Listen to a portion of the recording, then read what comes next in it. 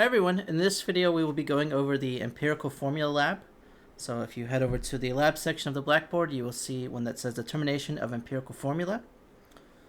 Okay, so in this experiment, just as the title says, you're going to determine an empirical formula. And I'm going to go over exactly how to calculate that with you here. But first let's just talk about what it is you're going to be doing. So you'll find the experiment sheet that details exactly what you're doing, and then a report sheet for you to record your data. And in this one, you are basically going to follow along with someone else doing the experiment. So in this video, you will see someone performing the experiment, and you'll see them writing their data out to the side. Okay, so he makes it nice and clear what it is you should be writing down. Okay, so you'll follow along with him as he does the lab, and you will write down the data, and then you will have some calculations to do. Okay, so I'm going to go over the calculation sheet or the data sheet first, and then at the end I will show you exactly how to calculate an empirical formula. Okay, so let's take a look at the results sheet or the data sheet. So of course you'll fill in all your stuff there. Okay, so basically as you go along, you'll see the different masses that he gets from the balance. So you'll see things like the mass of the crucible and the hydrated sample. And then this third line says mass of the hydrated sample. So how can we find that? Well, if we want to know just the mass of the hydrated sample, and we know the mass of the crucible, and we know the mass of the crucible plus the hydrated sample, if we subtract the mass of the crucible from the mass of the crucible and the hydrated sample, that will give us just the mass of the hydrated sample. So that's one mistake I've seen people do in this lab, is not understanding that in all cases, you always need to remove the mass of the container, so the mass of the crucible. And you'll see that throughout. So here you'll see mass of the anhydrous sample. So this is after you drive the water off. So this compound will start out as a hydrate, which means it has water associated with it. And then you'll drive that water off, and you'll be looking to find out what the ratio of copper to chloride to water is. Okay, so you're going to determine two things overall in this experiment. So first of all, we want to know the empirical formula of copper chloride, so Cu and then chlorine, Cl. And we also want to know how many waters are associated with that empirical formula. Okay, so just always remember that you're removing the mass of the crucible on all these measurements. And then here it wants to know mass of water in the original sample. Well, to find that, you'll just take the mass of the hydrated sample and subtract the mass of the anhydrous sample. Anhydrous meaning that you've removed the water. Okay, so just make sure you think through what exactly it is you're trying to find and what masses you're given. And hopefully this, now that you know that, will not be too hard in terms of finding the masses. Okay, so just carry on throughout like this, and you'll be doing some other calculations to find things like mass of the copper. And notice this time we're subtracting the mass of the filter paper. Okay, so whatever the container is, just make sure you're always removing that. Because if you don't, you'll end up with calculations that are way off. Okay, so make sure you're always subtracting the mass of the container. So in this case, the first case, the crucible, in the second case, the filter paper. Okay, then you'll be doing some more calculations down here. Okay, so hopefully, if you just go through these, it shouldn't be too hard. But you can always come talk to me if you need help. Okay, so this last section, we're going to be looking at the mole ratios. So this is how you actually find the empirical formula.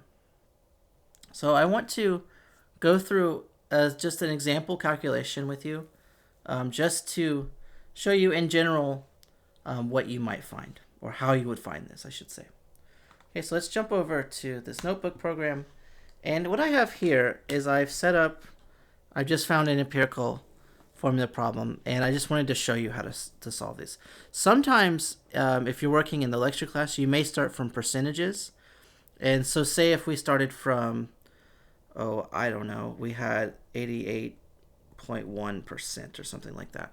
If we assume a 100 gram sample, we can assume that 88.1% is 88.1 grams. Okay, so just follow along with whatever your lecture teacher, however she says or he says to find this, in this case she.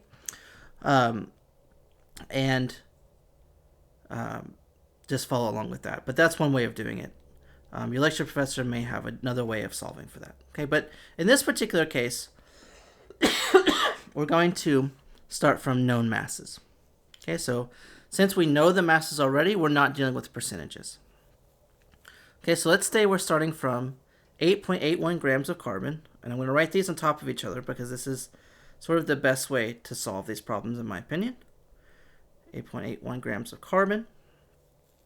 And what we want to do is we want to find the number of moles of carbon that is. So to do that, we'll take out our periodic table and we'll look up the molar mass of carbon. So of course we know the molar mass of carbon is around 12. So we'll say maybe for every 1 mole carbon, we have something like 12.01 grams of carbon.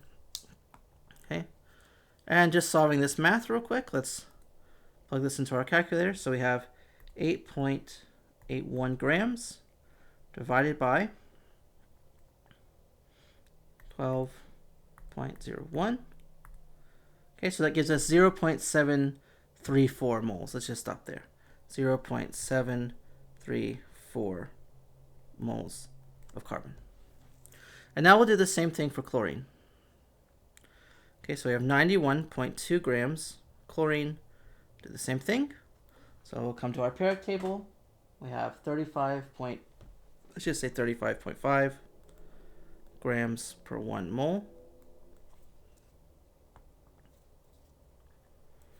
Okay, and again, we will punch that into our calculator. If it will come up for me. There we go. Okay, so here we have 91.2 divided by 35.5. Okay, so we have 2.57, let's say, moles. Equal to 2.57 moles chlorine. Did I copy that right? Yes. Okay. So now we know the number of moles of each component in our compound. So what we're really saying with when we say empirical formula is what we're really saying is the mole ratio. So what we want to find is the smallest mole ratio between the two. So what we'll do is we'll divide each one by the smallest number of moles, which in this case is 0.734. It's obviously smaller than 2.57. So 0.734. Okay. And we know that this will be equal to 1. And let's plug the second one in.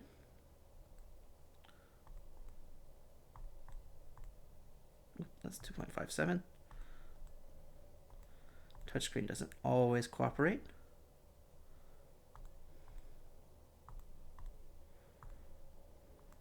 Okay, so that gives us 3.5.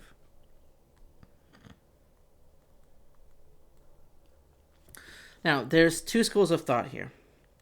So generally speaking, if you end up with something like a 0.5, we're not going to stay with that. So if we end up with something like 3.5, we want to end up with a ratio where we have whole numbers. So how can we make 3.5 a whole number?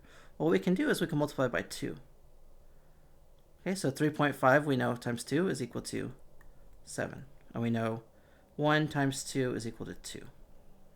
Okay, so in some cases you may want to round if it's close to a whole number. If you have something like 3.8, maybe you would just round up. But if you have something close to 3.5, you're going to want to multiply. Okay, and so now we have our mole ratio. So we have 2 moles of carbon for every 7 moles of chlorine. So we would write our molar ratio. We would say this, C2Cl, our empirical formula, excuse me, not our molar ratio. Okay, so that would be our empirical formula.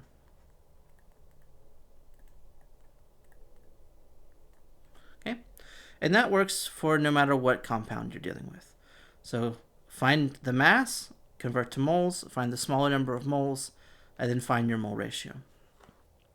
Now suppose we wanted to find out how much water we had. So if we're looking for a hydrate, what we would do in that case is we would then take the number of moles of this compound and then divide that, or let's see, how do we say this? So we would divide in just the same way. So if we know the number of moles of our salt, so in this case, carbon chloride, not necessarily salt, but for this particular case, let's run with it. Would take the number of moles of our salt and the number of moles of water that we got.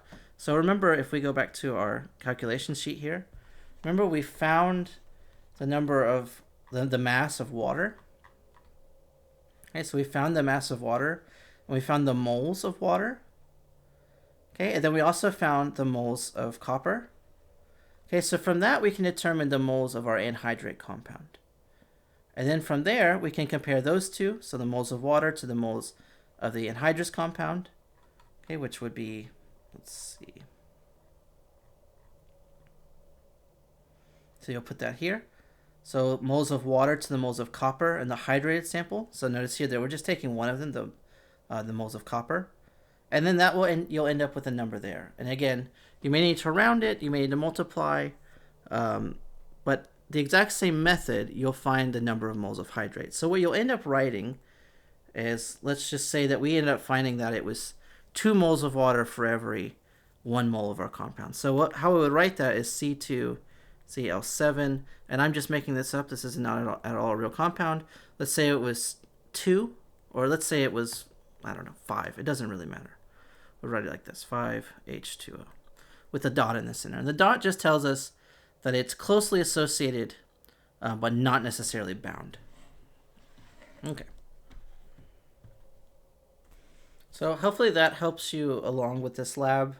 Again, just make sure that you're writing down whatever he writes on this paper as your data, and then follow the steps I showed you to find empirical formula. And then for the hydrate, it's pretty much the same method, except you're using the whole water instead of just a single atom.